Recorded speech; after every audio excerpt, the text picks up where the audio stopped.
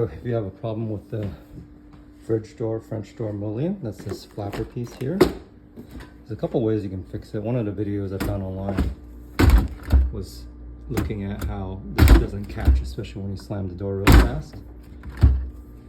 You could just unscrew these and put some washers in there or some thick tape and move it down.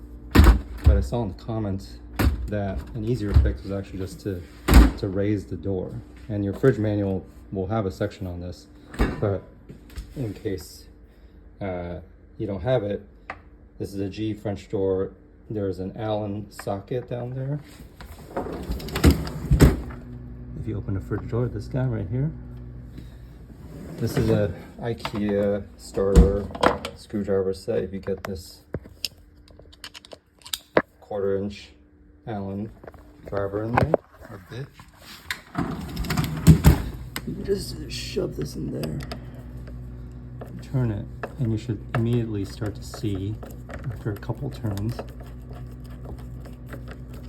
that you can see it's starting to raise right there. So you raise it a little bit, and let's see if it catches properly. Make sure you push this down to see how low it can go. That's pretty good. And just in case your right side needs to be leveled, there's the same thing over here.